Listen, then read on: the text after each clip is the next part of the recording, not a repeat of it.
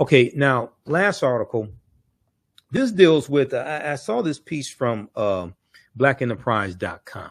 Okay, a very good article. This deals with how a new book reveals how the U.S. stole $600 billion from African Americans through unfair taxes post-slavery, unfair taxes after slavery ended. And I want to go to this article here. Let's see. Okay, let's close out this ad. Okay, a new book reveals how the U.S. stole $600 billion from African Americans through unfair taxes post-slavery, after slavery ended. And I've talked about this topic before, and I've talked about how there was an article from the Washington Post that dealt with how African Americans are overtaxed when it comes to property taxes by 13%. Historically, this is one of the ways that land was stolen from us, over assessing property value. Okay, over assessing, I should say, property tax responsibility, and then we can't pay the taxes. Then we lose our farm, lose our land. So this article is from April 24th, 2024. Andrew W. Carl, K-A-H-R-L, Andrew W. Carl, a professor of history and African American studies at the University of Virginia, put extensive research in his new book, which describes how U.S. bureaucracies created the nation's ongoing racial wealth gap by implementing a system of highly unjust municipal and state taxes. A system of highly unjust municipal and state taxes. Bloomberg reported the black tax, 150 years of theft, exploitation, and dispossession in America is the name of the book. Bloomberg reported that this book shares statistics, studies, and tales of African Americans being cheated out of land ownership, and pushed into poverty by racist laws and practices dating back to the Jim Crow era. Now, racism is a system of advantage and privilege distributed based upon race. Racism is not about calling people racial epithets, calling people racial slurs. That's bigotry. Racism is the power structure. Racism is a system of advantage and privilege distributed based upon race, which comes out of the ideology of European white supremacy. Racism occurs when one race of people control the majority of the wealth, power, resources, privileges, benefits, land, access to opportunity, access to employment, politics, laws, political office, media, healthcare, education, etc. And this is designed to marginalize and subordinate and do harm to another race of people. This is what racism is. And this comes out of the ideology of European white supremacy. Okay. So this is totally different than calling somebody racial epithets. That's bigotry. Racism is the power structure.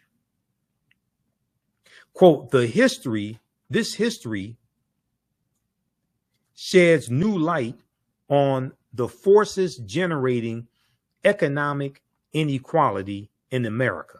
The forces generating economic inequality in America and the racial character of those inequalities, Professor of History and African American Studies Andrew H. Carl said. The book pairs personal stories with rich details about municipalities nationwide that used complex tax collection to fund distribution to white land and property owners. Okay. Details about municipalities nationwide that used complex tax collection to fund distribution to white land and property owners, and the economic dynamics spanning over a century of the United States history. Starting in the late 19th century, the late 1800s, and early 20th centuries, early 1900s, unfair tactics were used to doubly disadvantage Black landowners by artificially inflating property value estimates for tax collection.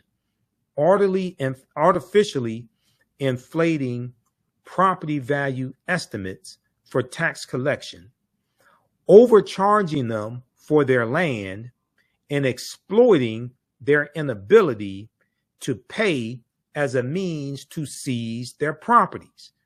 Historically, this has been one of the ways that our land was stolen from us.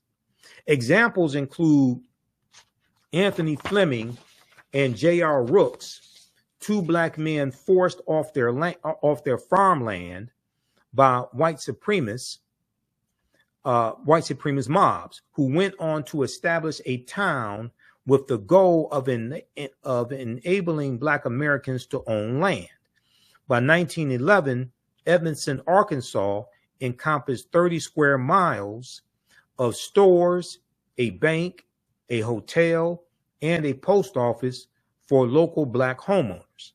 However, 20 years later, the town was no more after white plantation owners plotted to seize the land by imposing taxes on lots the Edmondson, Arkansas residents were unaware of. Once the residents failed to pay the taxes they had no clue about, the plantation owners seized the land. It was deeded over to one of the plantation owners who had concocted the scheme and demolished all of the buildings. In 1920, Hillary Thomas Stewart, Hillery, Hillary Thomas Stewart Sr., lost 24 acres of land in a tax sale, quote, under dubious circumstances. After the great-great-grandfather of George Floyd failed to pay $18.83 in taxes. George Floyd, who was killed May 25th, 2020 in Minneapolis, Minnesota. Okay. In 1920, Hillary Thomas Stewart Sr. lost 24 acres of land in a tax sale under dubious circumstances after the great-great-grandfather of George Floyd failed to pay $18.83 in taxes. Losing the land forced the Stewart family into poverty. When looking at the 11 million acres of land taken from African Americans, it equates to $326 billion in today's dollars. Not to forget the millions in taxes African Americans have overpaid for a century. The millions of dollars that African Americans have overpaid over a century. From 1870 to 2020, African Americans were overtaxed by more than $27.5 billion in 2023 dollars. Professor Andrew Carl doesn't just focus on the grim findings, but he does share possible solutions to making up for the century of financial oppression against the African American community. He suggests the establishment of a federal fiscal equity program that mirrors Canada's approach, where funds are allocated to local governments based on their needs. He also suggests introducing a universal home tax exemption for numerous Americans, especially lower income homeowners or those residing in historically neglected areas. Another option would be to impose taxes on the wealthiest individuals in the U.S. Professor Carl says this is the past that we live with today. This is the past that we live with today. but it does not have to be our future. The name of the book, once again, is called The Black Tax: 150 Years of Theft, Exploitation, and Dispossession in America. The book was released on Wednesday. That would be Wednesday, April 24th, 2024, and retails for $35 through the University of Chicago Press. So be sure to purchase this book. I'm going to get a copy as well. Purchase this book. Read this article from blackenterprise.com. New book reveals how the U.S. stole $600 billion from Black Americans through unfair taxes post-slavery. Now, we've talked about this tax scheme before here on the African History Network show. And there's an article from the Washington Post that deals with how historically African Americans have been overtaxed when it comes to property taxes. This piece right here from WashingtonPost.com: Black families pay significantly higher property taxes than white families, new analysis shows. Black families pay significantly higher property taxes than white families, new analysis shows. Unfair property assessments led to widespread overtaxation of Black Americans' homes. Now, we saw the same thing here in Detroit, okay, where homes in Detroit were overassessed by $600 million in property taxes, and many African Americans lost their homes. This piece right here is from July 2nd, 2020 by Andrew Von Dam, okay, for the Washington Post. And in this article, it says, state by state, neighborhood by neighborhood, Black families pay 13% more in property taxes each year than a white family would in the same situation. A massive new data analysis shows. Black-owned homes are consistently assessed at higher values relative to their actual sale price than white homes, according to a new working paper by economist Troop Howard of the University of Utah and Carlos Avenancio Leon of Indiana University. African Americans have long said they bear a disproportionate burden for taxes that support local police, schools, and parks, but nationwide measures of this type of systemic racism are hard to come by.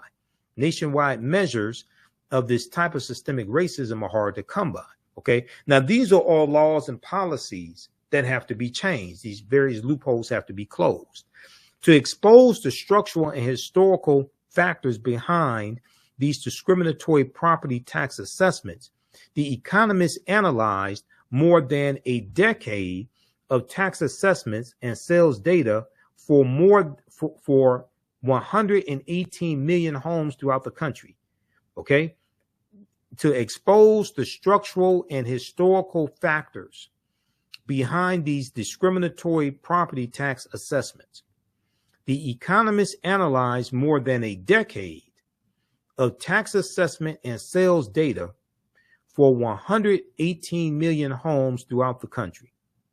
In almost every state, property tax assessments were higher in areas with more African American and Hispanic residents.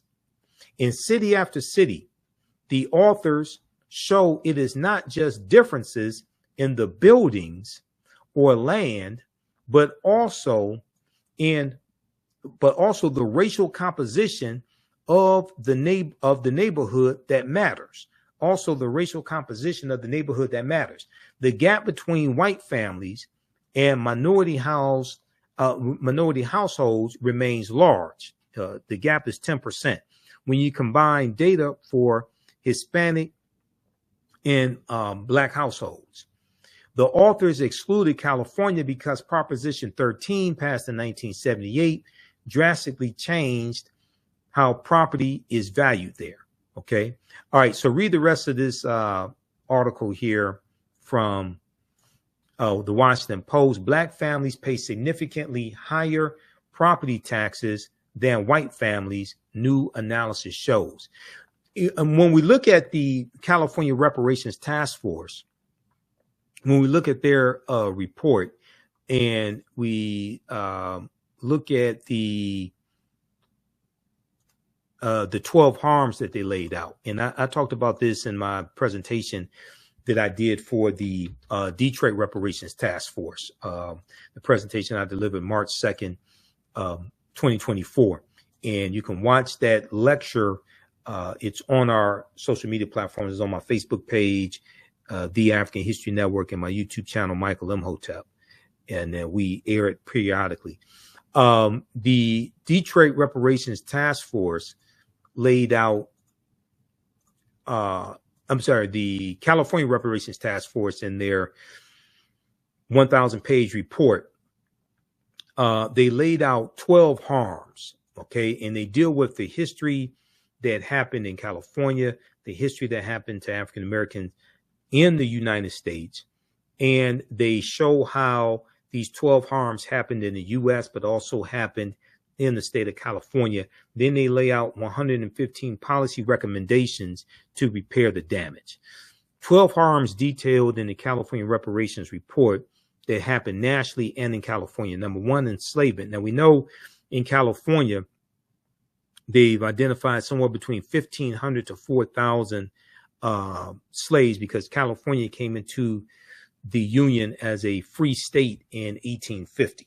Okay, so California does not have a deep history of slavery, but it does have a deep history of racism, housing discrimination, voter suppression, etc. So number one, enslavement. Number two, racial terror. Number three, political disenfranchisement. Number four, housing segregation. Number five, separate and unequal education. Number six, racism in environment and infrastructure. Number seven, pathologizing the Black family. Number eight, control over creative, cultural, and intellectual life.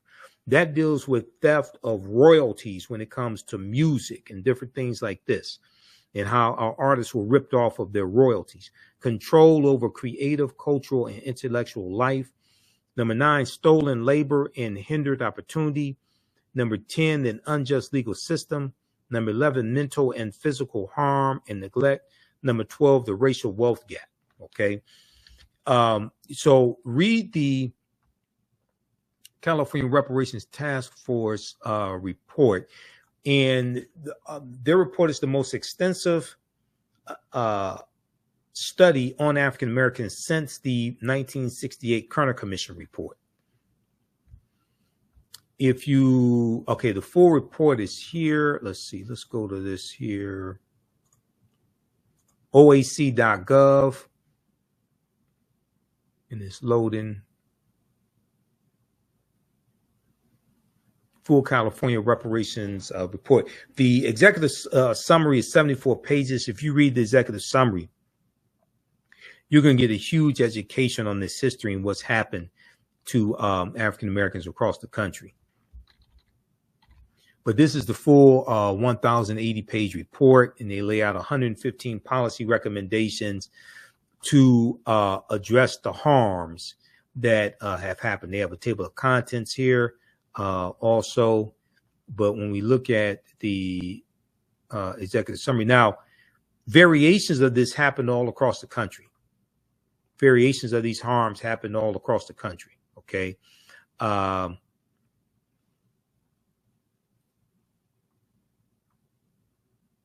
So you can take these 115 policy recommendations. What needs to happen is really we need to shift the focus from talking about slavery in 400 years, shift the focus talking about that to present day structural inequities, and deal with the laws and policies put in place that created those structural inequities. And then trace that back to legacy of slavery if it dates back to that, but definitely it'll probably go back to the Jim Crow era, et cetera, early 1900s. And take these 115 policy recommendations and create versions of this at the federal, state, and local levels to start repairing the damage that's happened to us. Okay. So we're going to have to, that is something that is much more doable and you can actually get put in place than thinking that you're going to get $27 trillion or 14 trillion, or that's not going to happen. And I told you, based upon Title VI of the 1964 Civil Rights Act, non-discrimination federally assisted programs, race-based policies are illegal at the federal level also. And very few people know that or actually want to acknowledge that. Okay, so this is why now in California, you have a similar law. So this is why in California, any type of reparations that are going to be distributed is going to be based upon lineage, because race-based policies in the state of California are illegal also. And they want to make sure, the California Reparations Task Force, they want to make sure that any laws that get passed, anything that gets put in place, they want to make sure it doesn't get struck down in court, because they know there are going to be legal challenges. If we look at this slide here, California's unprecedented reparations report details 150 years of anti-Black harm, 150 years of anti-Black harm. The report finds that the damage to Black communities is extensive, in that a variety of intentionally crafted policy, judicial decisions, and racism by private actors has created a widespread exclusion of African Americans that has not been sufficiently addressed at any level of government. Quote, almost 150 years of active, conscious federal, state, and local government action and neglect of duty have resulted in compounded harms that are unique to African Americans, the authors wrote in a draft reviewed by NBC News prior to its release. Okay, read this article from NBCnews.com, June 1st, 2022. This is when the preliminary, their 500-page preliminary report came out. Okay, so read that article there. California's unprecedented reparations report details 150 years of anti-Black harm. Okay, so hopefully you learned a lot on today's show. If you'd like this type of information, you can support the African History Network, $ the AHN show through Cash App, $ the AHN show through Cash App, also through PayPal, paypal.me/the AHN show. Visit our website, AfricanHistoryNetwork.com. We have the information there as well, and register for the online history classes that I teach. If you like this type of information, visit our website, AfricanHistoryNetwork.com, AfricanHistoryNetwork.com. You can register for this full online course, and it's 10 multi-week sessions, okay? And we have a few more sessions left. Now, we do the sessions live. All the sessions are archived and recorded. So our next sessions are today, June 1st. We're going to start up in a few minutes as soon as I finish this broadcast. So you can join us at our online school. This is taught at our online school, the African History Network online school, June 8th and June 22nd, 2024. All right. And here's the flyer as well. The classes are on sale, $60, regularly $130. We do the sessions live. All the sessions are archived and recorded. As soon as you register for this course, you can go back to class number 1. You can watch all the class sessions. They're archived. I do a PowerPoint presentation. We have book references, articles, video clips. I show you excerpts of interviews I've done with many of our scholars as well, like Professor James Small and Tony Browder and Runoko Rashidi, etc. You can look at our class lesson plan here as well.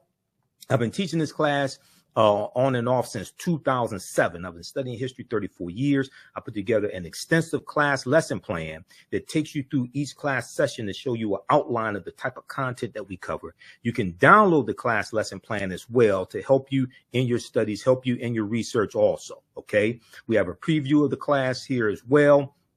And then my second class that starts up. Now we got information for my my online show, my radio show, the African History Network show as well. Facebook, YouTube, download the iHeartRadio app. You can listen to podcasts also.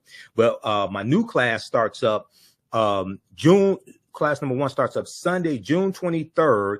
Black resistance movements from the Haitian Revolution, U.S. Civil War, Civil Rights Movement, and Black Power Movement, 1800 to 1968. Now, this is a fantastic class, and this class actually helps us to understand what is taking place right now in America with the attack on diversity, equity, and inclusion, with the attack on critical race theory, with the attack on voting rights, anti-Black laws being passed, all of this. This class right here, and I developed this class. I first started teaching this in late 2021. And I created this class because what I realized was the first class that I taught, I had so much information to cover. I did not have a chance to really dig in deep into this period of history from 1800 to 1968 to understand what leads to the U.S. Civil War taking place, what happens during the Reconstruction era, 1865 to 1877. We look at policies like the Missouri Compromise of 1820. We look at the Haitian Revolution. Okay, 1791 to 1804. And we start with the Haitian Revolution and the Louisiana Purchase of 1803, because those two events are connected. Okay, the Louisiana Purchase, the reason why, one of the reasons why it took place was because of the Haitian Revolution and Napoleon Bonaparte and the French getting their behinds kicked by the Haitians. Okay, so we take you through our history and look at this history chronologically. All right, so we look at the Missouri Compromise. We go look at the Mexican-American War, 1846, 1848. Treaty of Guadalupe Hidalgo of 1848, which is how the U.S. gets California, Arizona, New Mexico, Colorado, Utah, and Nevada. Okay, this is how they get all of this territory. And we see what leads to the U.S. Civil War taking place. South Carolina is the first state to secede from the Union, December 20th, 1860, 6 weeks after Abraham Lincoln becomes president-elect. And you have them, the South thinking that Lincoln is going to free the slaves. So we look at the U.S. Civil War. We look at the Reconstruction era, 1865, 1877. And African Americans get voting rights. You have the 13th Amendment, 14th Amendment, 15th Amendment to the U.S. Constitutions. And then we see with the Compromise of 1877, we're going to see a lot of those rights reversed. And we see an attack on voting rights today, continuing the attack on voting rights and rights that African Americans were given that took place during the Reconstruction era. We see that we can draw a straight line from the January 6, 2021 insurrection that took place, not just because of the election of Biden and Harris and the big lie being pushed. That's part of it, but also January 5th, 2020, January 5th, 2021, the day before the January 6th election, you had the special Senate election in Georgia, a former Confederate state, where Senator Raphael Warnock, the African-American man, won his reelection to the U.S. Senate. And you had Senator John Ossoff, who's a Jewish man. He won, and a Democrat, he won his senatorial election. And this gave Democrats control of the Senate, a slim majority in the Senate, with Vice President Kamala Harris being a tie-breaking vote. All right. So you had Donald Trump, who was saying that African Americans, he was saying that people were cheating in Detroit, Philadelphia, Milwaukee, and Atlanta, Georgia. And these are cities that have high African American populations. I live 4 minutes away from what was known as the TCF Center, which is where they were doing the vote count in downtown Detroit. Okay, I saw I saw the protests going on outside and how you had these Trump supporters out there. Okay, you can draw a direct line from the collapse of Reconstruction and the political violence that helped bring an end to Reconstruction and what's taking place right now. Okay, so we deal with this in these two classes. Visit our website, AfricanHistoryNetwork.com, AfricanHistoryNetwork.com.